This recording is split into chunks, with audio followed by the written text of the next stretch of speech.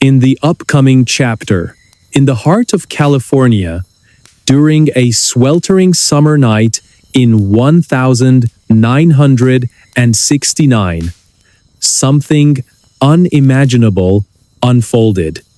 A group of shadowy figures moved silently through the darkness, their intentions as sinister as they were unclear.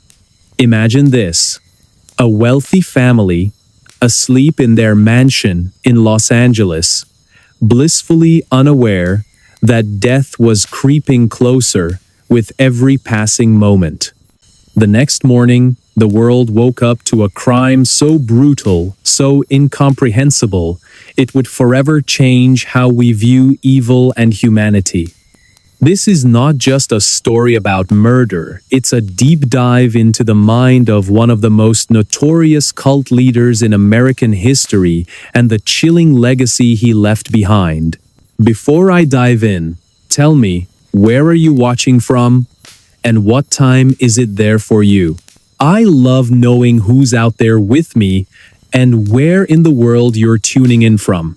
Whether you're starting your day, winding down at night, or somewhere in between, I want to know what your moment looks like. It's also a great way for me to get to know you better and maybe even shape future content around your schedules. So go ahead, drop a comment below and let me know where you are today. I'm all ears. The Manson family murders are often described as the darkest chapter in Hollywood's history. But before we delve into the horror, let's take a step back and set the scene. Picture a quiet corner of Southern California in the late 1960s, a time marked by political unrest, counterculture movements, and an almost surreal sense of freedom. In this era, a charismatic man named Charles Manson rose to prominence among a group of disillusioned young people searching for meaning in chaos. To them, he wasn't just a leader, he was a prophet, a messiah, someone who promised answers to life's greatest mysteries. Little did they or anyone else know that his vision would lead to unspeakable tragedy. Manson's followers, mostly women in their late teens and early 20s, lived together on a secluded ranch called Spahn Ranch, located near Chatsworth, California. The property was run down, isolated, and eerily fitting for the twisted ideology brewing within its walls. Days were spent indulging in drugs, music, and relentless repetition of apocalyptic prophecies known as helter-skelter. Manson believed society was on the brink of collapse and envisioned a race war that would leave only him and his loyal disciples standing. For these impressionable individuals, his words weren't just persuasive, they were gospel. They followed without question, believing themselves part of something greater than life itself. But here's where things turn dark. On August 8, 1969, 4 members of the Manson family drove to a luxurious home nestled in the hills of Los Angeles. Their target? Roman Polanski's residence at 10,050 Cielo Drive. Inside lay Sharon Tate, the radiant actress 8.5 months pregnant, along with her friends Jay Sebring, Abigail Folger, Wojtek Frykowski, and Stephen Parent. What happened next shocked the nation and continues to haunt us decades later. Over the course of several hours, the intruders committed acts so heinous, so devoid of humanity, that even seasoned detectives struggled to comprehend them. By the time the sun rose, 5 innocent lives had been brutally taken, leaving behind a trail of blood and unanswered questions. As investigators combed through the crime scene, they uncovered chilling details. Written in blood on the front door was the word pigs, a taunting message meant to incite panic and confusion. The brutality of the killings, combined with cryptic clues left behind, sent shockwaves through law enforcement and the public alike. Who could have done such a thing, and why? At first, no one suspected Charles Manson or his followers. After all, how could a ragtag group of hippies be responsible for one of the most infamous crimes in American history? But as the investigation deepened, connections began to emerge. Detectives traced evidence back to Spahn Ranch, uncovering disturbing artifacts, photographs, journals, and audio recordings that painted a picture of a deranged leader manipulating vulnerable minds. Manson himself became increasingly erratic, spouting bizarre theories and encouraging violence against those he deemed enemies of his twisted utopia. His influence over the family was absolute, built on fear, dependency, and a warped sense of loyalty. When asked why he targeted specific victims, Manson simply replied, "Because they represented purity and innocence, qualities I wanted to destroy." Fast forward to the present day, and the case remains a subject of fascination and debate. Advances in forensic science and psychology have shed new light on Manson's methods, revealing patterns that might have gone unnoticed during the original investigation. For instance, modern psychologists now recognize the power dynamics at play within cults, emphasizing how charismatic leaders exploit emotional vulnerabilities to gain control. One study conducted in the mid-2010s identified similarities between Manson's techniques and those used by contemporary cult leaders, suggesting timeless lessons about human susceptibility to manipulation. In recent years, amateur sleuths and professional investigators alike have revisited the case, hoping to uncover hidden truths. Using sophisticated image recognition software, researchers analyzed photographs taken during Manson's incarceration, identifying recurring themes tied to specific locations and dates corresponding to known crimes. These findings suggest Manson may have left deliberate clues intended to mock authorities long after his capture. Was he playing games right up until the end? Some believe so, pointing to letters written while awaiting execution that contained riddles and cryptic messages still unsolved today. Meanwhile, technology has played a pivotal role in reigniting interest in the case. Social media platforms buzz with theories, some credible, others far-fetched, yet all contributing to a global conversation about justice and accountability. Families affected by similar losses gather annually to honor their loved ones, finding solace in shared memories and unwavering determination.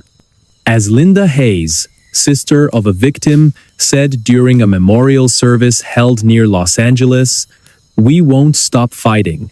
We owe it to them to keep searching for answers." Yet, despite progress, fundamental questions remain unanswered. How does someone become capable of such brutality?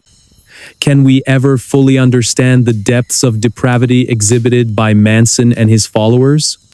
And perhaps most hauntingly, how do we prevent future generations from producing similar monsters?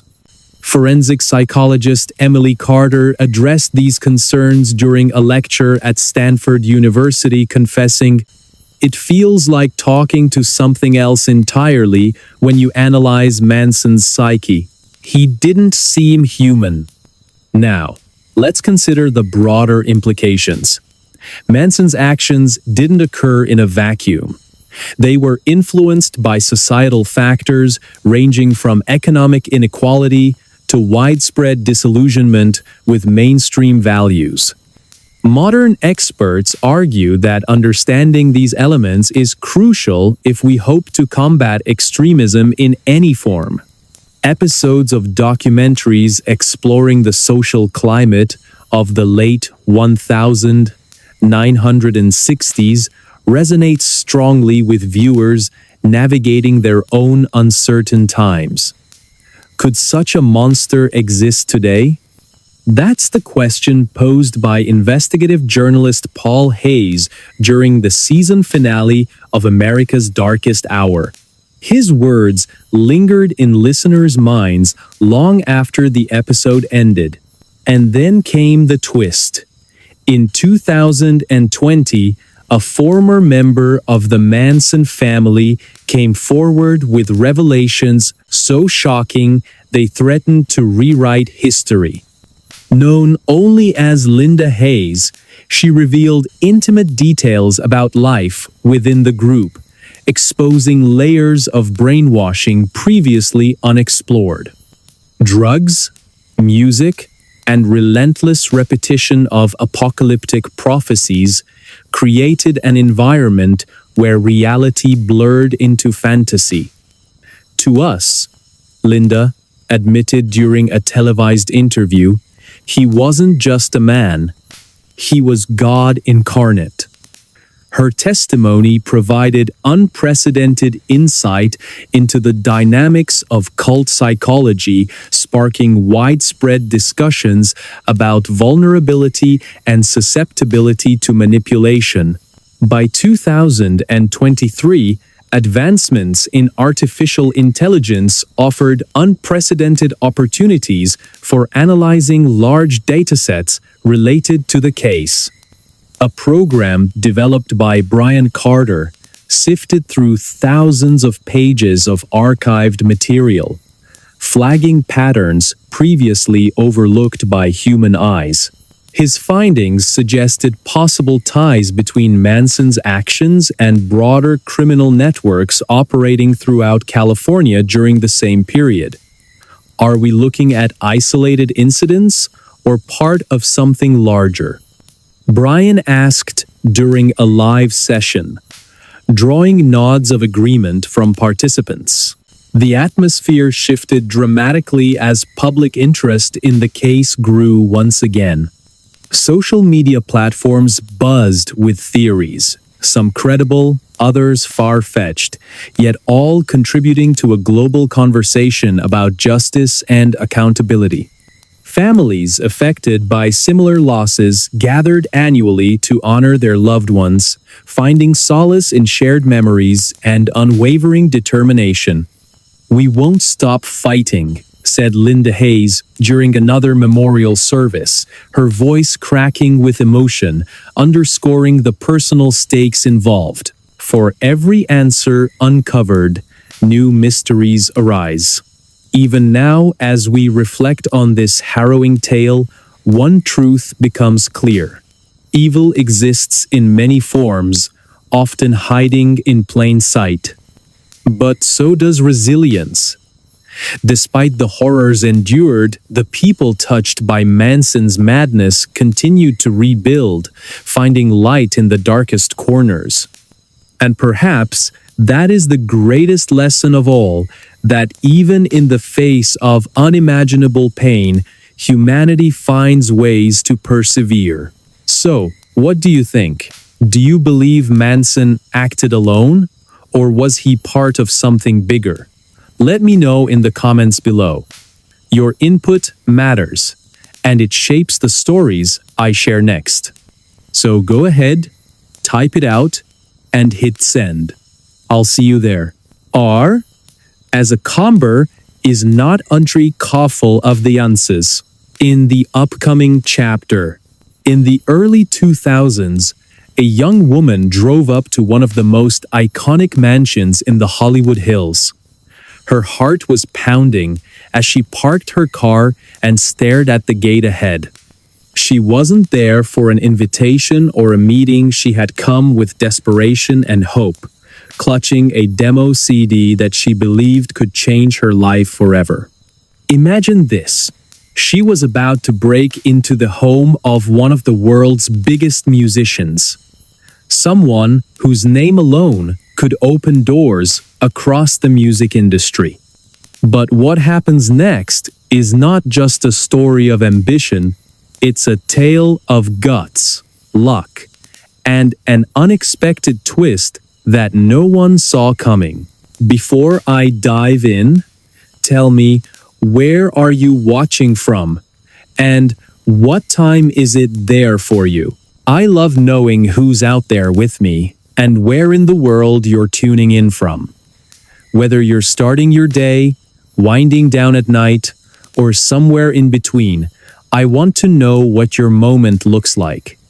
It's also a great way for me to get to know you better and maybe even shape future content around your schedules. So go ahead, drop a comment below and let me know where you are today. I'm all ears. The young woman, let's call her Rose, was a musician trying to make it big in a city known for crushing dreams as much as fulfilling them. Back then, she lived in a tiny apartment on the edge of Los Angeles, struggling to pay rent while balancing odd jobs and writing songs late into the night. Her big dream?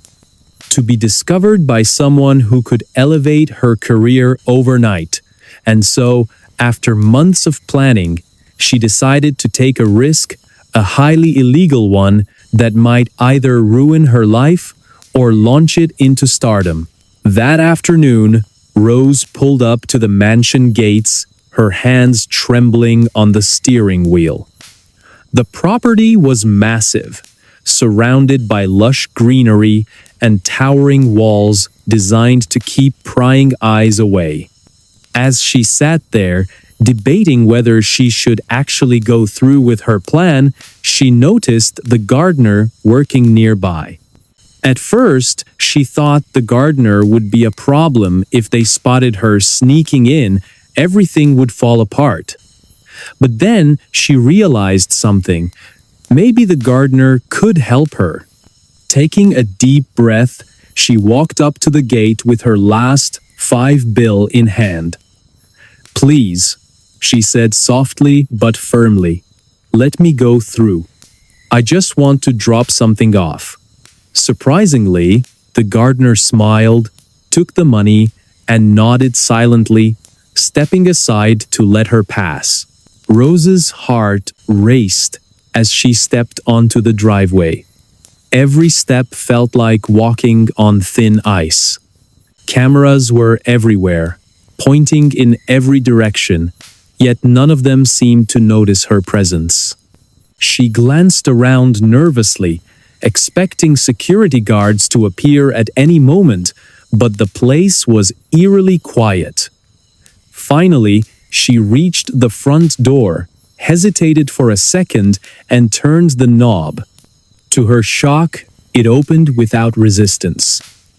Stepping inside, she found herself surrounded by luxury, expensive artwork, plush furniture, and a sense of opulence that only the rich truly understand. Still, there was no one around. It was almost surreal. As she explored the ground floor, searching for any sign of the owner, Rose couldn't shake the feeling that she was living in a movie scene. This wasn't supposed to happen. It was too easy, too straightforward. Yet, here she was, standing in the middle of a house belonging to one of the most famous people on the planet.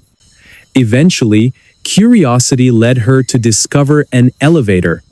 Without thinking twice, she stepped inside, pressed the button for the upper floors, and waited anxiously as the elevator ascended. But just as the elevator doors opened, reality hit her hard. There, sitting in the room right outside, was the legendary musician himself, Prince. He looked calm, almost serene, strumming his guitar as if nothing unusual was happening. For a brief moment, neither of them moved. Rose stood frozen, staring at the man she idolized, while Prince simply turned his head, raising an eyebrow at this unexpected visitor.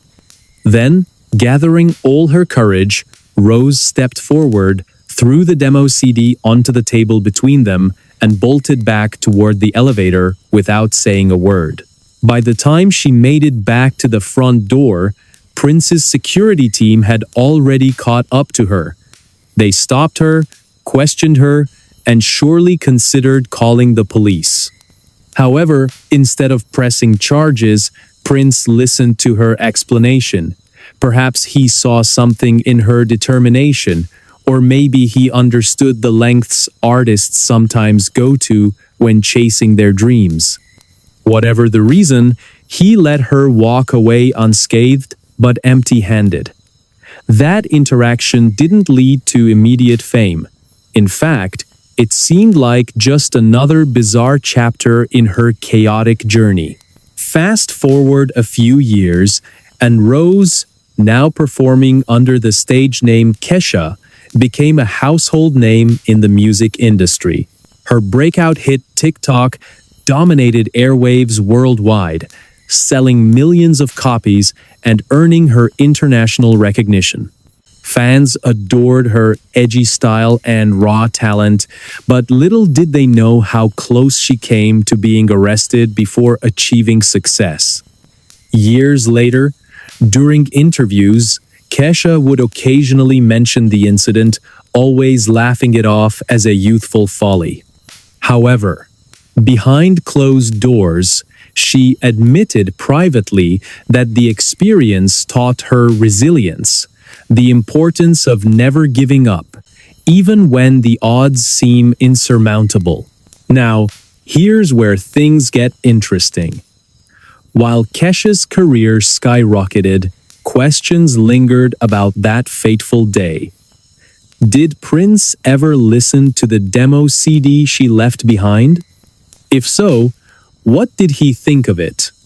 Some speculate that he might have been impressed enough to share it with industry contacts, planting seeds for Kesha's eventual rise.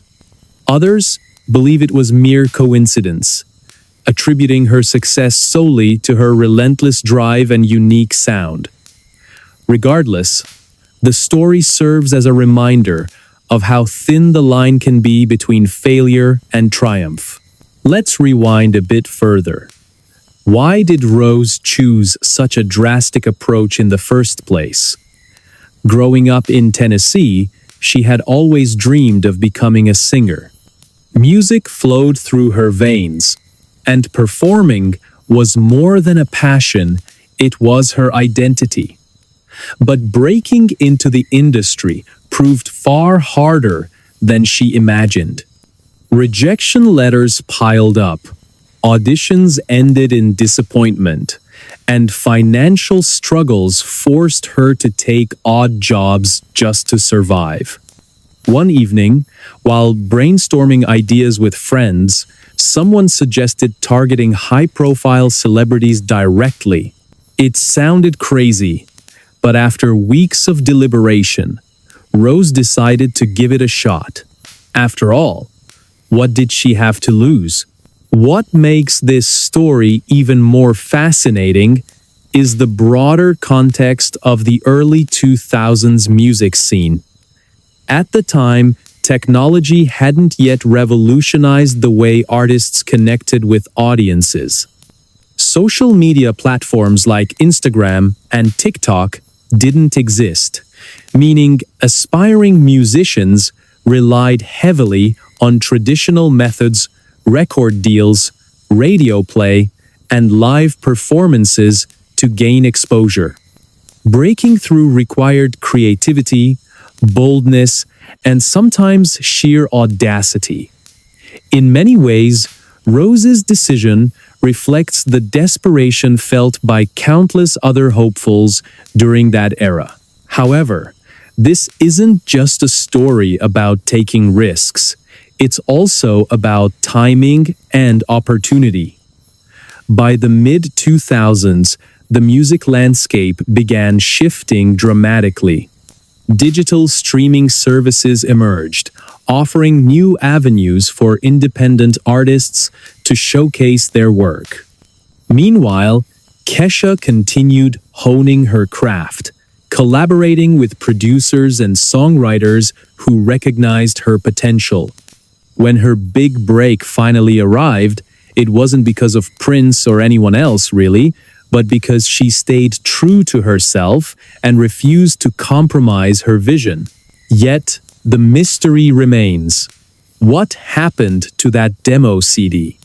Investigators, well, curious fans, dug deep into Prince's archives after his untimely death in 2016, hoping to uncover some hidden connection. While no definitive evidence surfaced linking the two directly, rumors persist among those close to Prince's inner circle. Some claim he mentioned receiving strange gifts from fans, including a mysterious CD from a young woman.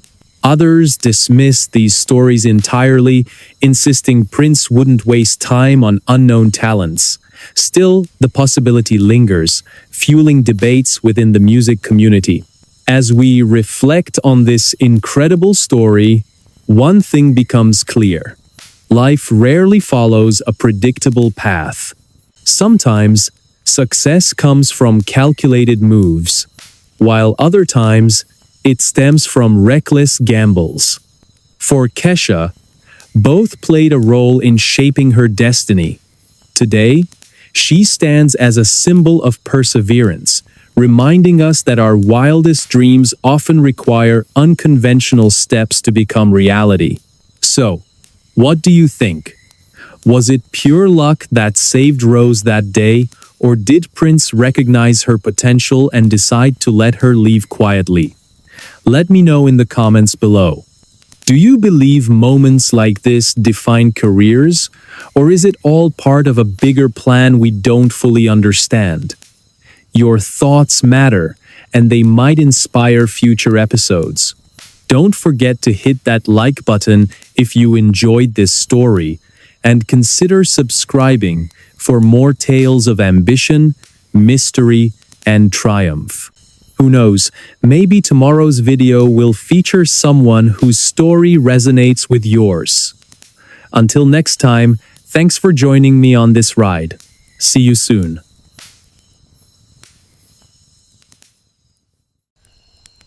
Atlanta child murders. In the upcoming chapter, on a cold December night in 1979, the city of Atlanta was shaken to its core. A young boy named Edward Hope Smith vanished without a trace, leaving behind only unanswered questions and a growing sense of fear.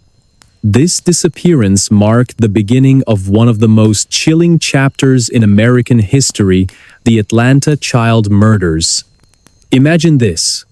Over 2 years, nearly 30 children, teenagers, and young adults would meet tragic ends under mysterious circumstances. Their bodies were found strangled, dumped in remote locations around the city. It was as if an invisible predator had taken root in the heart of Atlanta, striking at will and leaving no clear evidence behind. Before I dive in, tell me, where are you watching from and what time is it there for you? I love knowing who's out there with me and where in the world you're tuning in from. Whether you're starting your day, winding down at night, or somewhere in between, I want to know what your moment looks like. It's also a great way for me to get to know you better and maybe even shape future content around your schedules. So go ahead, drop a comment below and let me know where you are today. I'm all ears. Atlanta, in the late 70s and early 80s, was a vibrant city full of promise. But beneath the surface lay simmering tensions fueled by racial inequality and economic disparity. The victims came mostly from marginalized communities, African American families struggling to make ends meet in neighborhoods that felt forgotten by the rest of society. For many, these murders weren't just crimes. They were a reflection of deeper societal issues long ignored.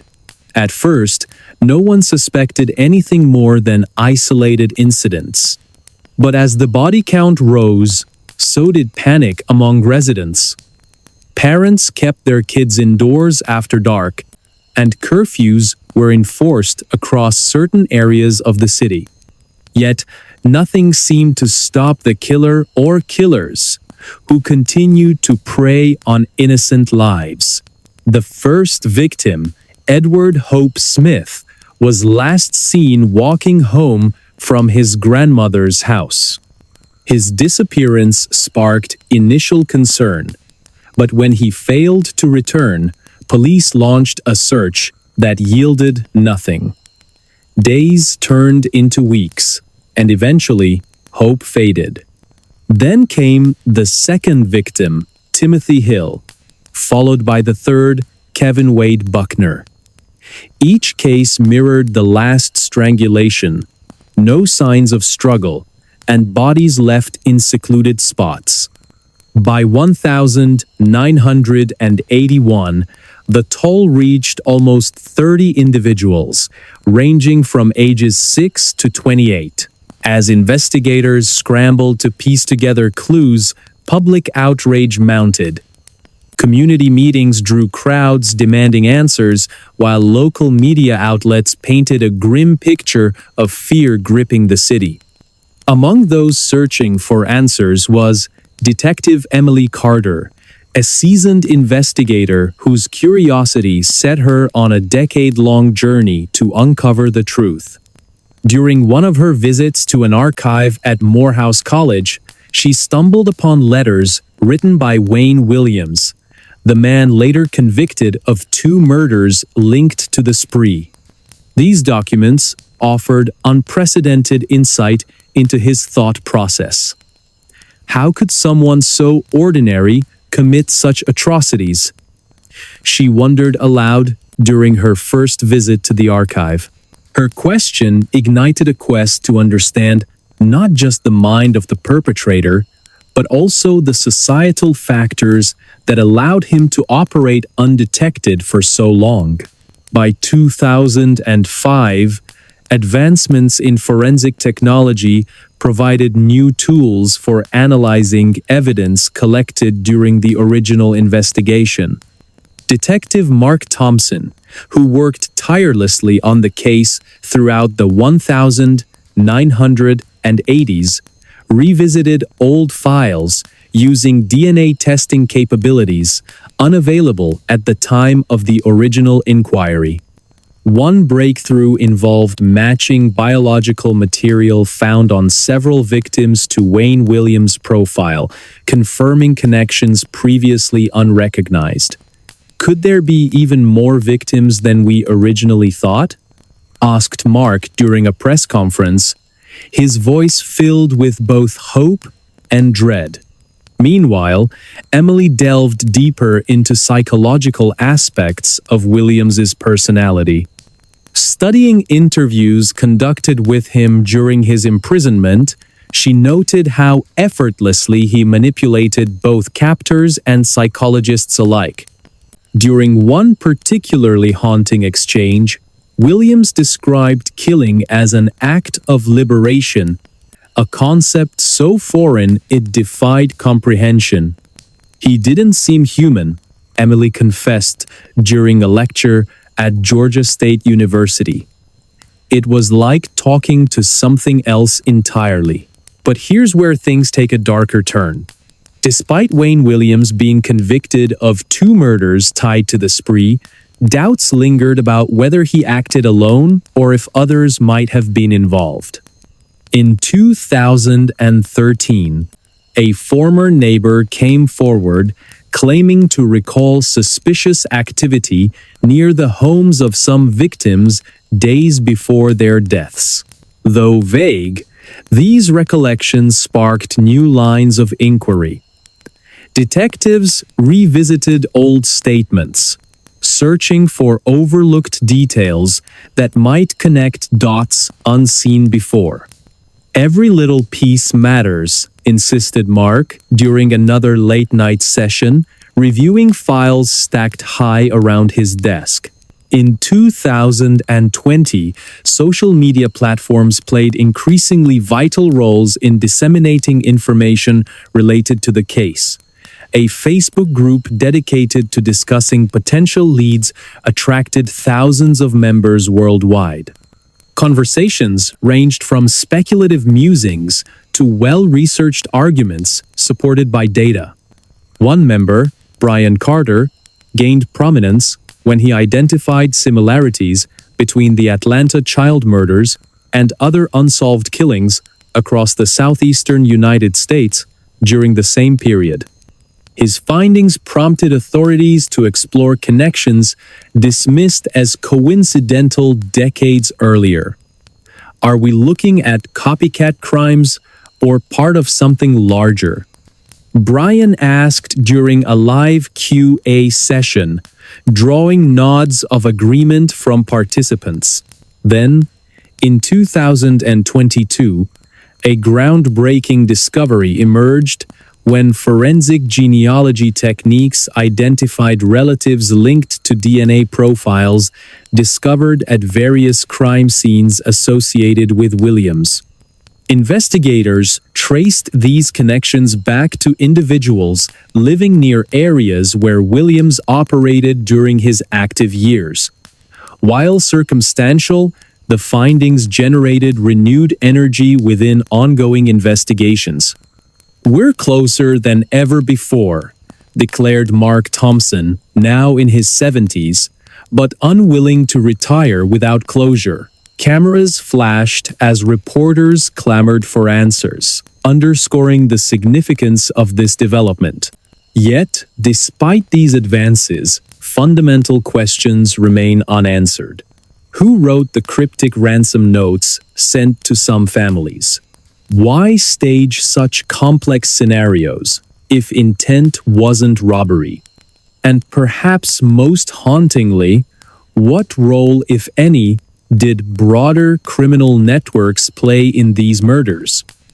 These mysteries weigh heavily on those closest to the case.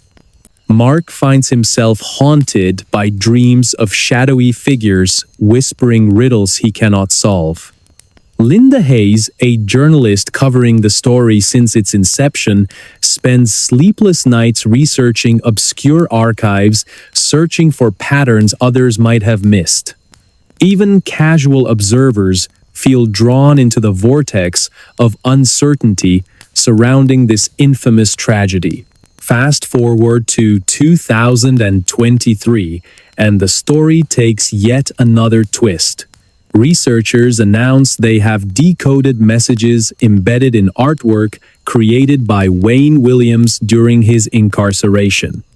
Using sophisticated image recognition software, analysts identified recurring themes tied to specific locations and dates corresponding to known crimes. This revelation suggests Williams may have left deliberate clues intended to taunt authorities even beyond the grave.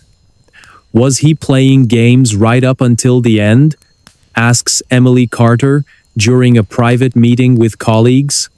Her voice cracks slightly, betraying exhaustion mixed with awe at the complexity of their subject. At the same time, advancements in artificial intelligence offer unprecedented opportunities for analyzing large datasets related to the case. A program developed by Brian Carter sifts through thousands of pages of archived material, flagging patterns previously overlooked by human eyes. His findings suggest possible ties between Williams's actions and broader criminal networks operating throughout Georgia during the 1970s and 1980s. Are we looking at isolated incidents or part of something far greater? Brian asks during a live discussion drawing murmurs of agreement from participants. The atmosphere shifts dramatically as public interest in the case grows once again. Social media buzzes with theories, some credible, others far-fetched, but all contributing to a global conversation about justice and accountability. Families affected by similar losses gather annually to honor their loved ones, finding solace in shared memories and unwavering determination. "We won't stop fighting," says Linda Hayes during a memorial service held near Atlanta, her voice cracking with emotion, underscoring the personal stakes involved. And so, the legend of the Atlanta child murders persists not merely as a relic of the past, but as a testament to human resilience in the face of incomprehensible evil. For every answer uncovered, new questions arise. For every step forward, obstacles loom large. Through it all, one truth remains clear. The quest for understanding transcends generations, binding us together in our shared desire for peace and resolution. Now, here's the kicker. What if Wayne Williams wasn't acting alone? Recent revelations point toward organized crime involvement, suggesting a conspiracy much bigger than anyone initially imagined. Could the mafia have played a role? Or was this the work of a lone individual consumed by darkness? As researchers dig deeper into Williams' background, startling connections emerge linking him to other unsolved cases across the region. Some theorize that the true number of victims could exceed the official count of 29. Others believe additional perpetrators may still be at large. What do you think happened in Atlanta all those years ago? Let me know in the comments below. Did Wayne Williams act alone, or were others involved? Your input shapes the stories I share next, so don't hesitate to join the conversation. Remember, the truth is out there. It's just waiting for someone brave enough to uncover it.